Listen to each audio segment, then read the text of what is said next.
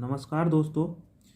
एक बार फिर से आप सभी का अपने YouTube channel ready to learn में हार्दिक स्वागत है। तो दोस्तों, पिछले वीडियो में हमने मनोविज्ञान के बारे में थोड़ा सा जानने का प्रयास किया था कि मनोविज्ञान का शाब्दिक अर्थ क्या है। मनोविज्ञान को विभिन्न मनोवैज्ञानिकों ने किस प्रकार से परिभाषित करने का प्रयास किया और मनोविज्ञान को सर्वप्रथम किस प्रकार से दर्शन शास्त्र से अलग किया गया। पहले दर्शन शास्त्र के साथ में इसका अध्ययन किया जाता था और इसी श्रृंखला में आज हम दोस्तों पढ़ने वाले हैं मनोविज्ञान के क्रमबद्ध विकास के बारे में। तो दोस्तों, सर्वप्रथम मनोविज्ञान का जो विकास को पहले आत्मा के रूप में मनोविज्ञान को जाना जाता था, तो 16वीं शताब्दी से इसका क्रमबद्ध अध्ययन स्टार्ट कर दिया गया माना जाता है। यह है कि 16वीं शताब्दी से मनोविज्ञान को क्रमबद्ध तरीके से अध्ययन किया गया इसका। तो सर्वप्रथम मनोविज्ञान जो है 16वीं शताब्दी में आत्मा के विज्ञान के रूप में इसका अध्ययन किया गया और 16वीं शताब्दी में आत्मा के विज्ञान के रूप में इसे परिभाषित करने वाले जो मनोवैज्ञानिक हैं उनमें प्राथमिक रूप से नाम आता है प्लेटो, अरस्तु और डेकार्टे का। प्लेटो, अरस्तु और डेकार्टे इसके समर्थक माने जाते हैं कि मनोविज्ञान आत्मा का अध्ययन है।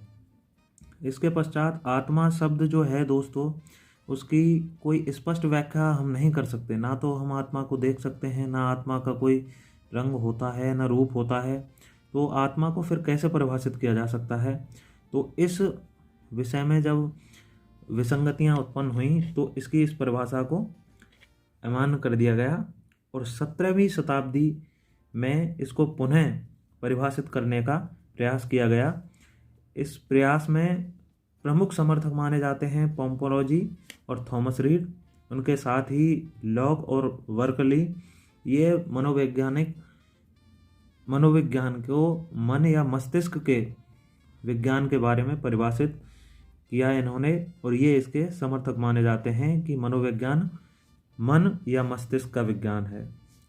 फिर जो विसंगतियां आत्मा के संबंध में उत्पन्न हुई, वही विसंगतियां मन और मस्तिष्क के बारे में भी उत्पन्न हुई कि मन या मस्तिष्क को निश्चित रूप से परिभाषित नहीं किया जा सकता।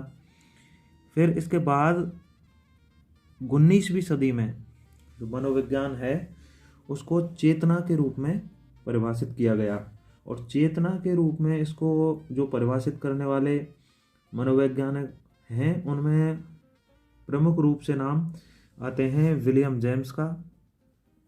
विलियम जेम्स के साथ ही आते हैं विलियम वुंट, जेम्स सली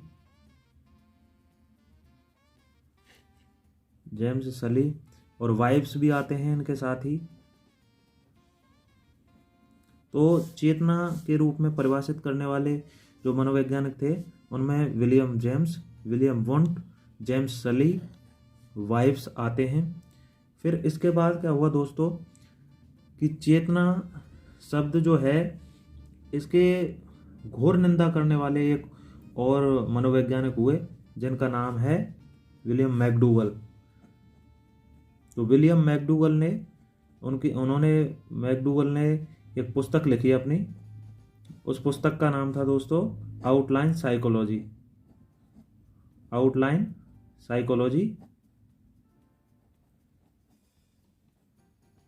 तो आउटलाइन साइकोलॉजी इन्होंने अपनी पुस्तक लिखी।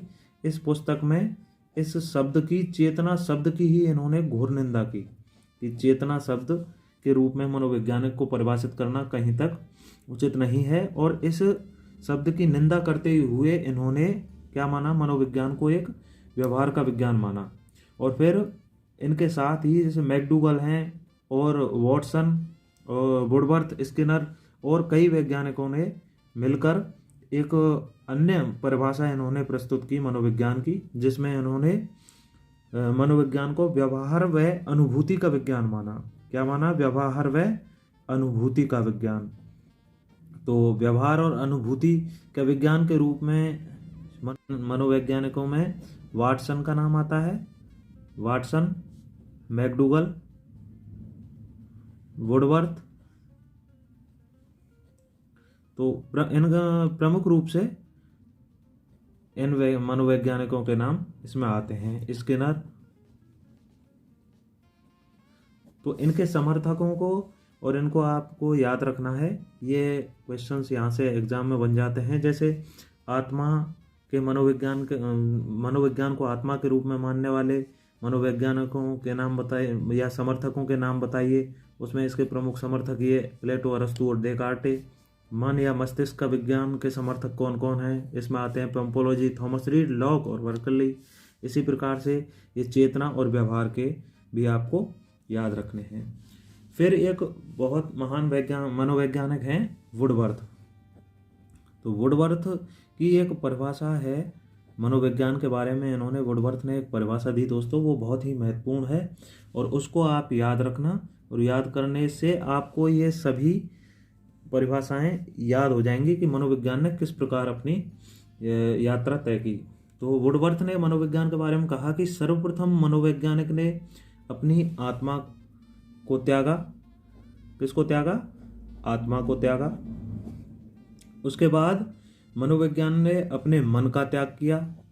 फिर किसका त्याग किया? मन का त्याग किया। तत्पश्चात मनोविज्ञान ने अपनी चेतना को अस्वीकार किया। क्या? किसको अस्वीकार किया? चेतना को अस्वीकार किया। और आज मनोविज्ञान व्यवहार की विधि को स्वीकार करता है। किसको स्वीकार करता है? व्यवहार की विधि को। इस प्रकार ये जो वुडवर्थ की जो ये परिभाषा है साइकोलॉजी के संदर्भ में, इसको आपको याद रखना है। ये बहुत ही इम्पोर्टेंट परिभाषा है, इसको आप जरूर याद रख लें। तो वुडवर्थ ने कहा कि सर्वप्रथम मनोविज्ञान ने अपनी आत्मा को त्यागा, फिर मन का त्याग किया, उसके बाद चेतना को अस्वीकार किया और आज मनोविज्ञान व्यवहार की विधि को स्वीकार करता है। तो ठीक है दोस्तों, छोटे छोटे वीडियोज़ की इसी श्रृंखला में मिलते हैं अगले वीडियो में। तब तक के लिए बाय बाय, धन्यवाद।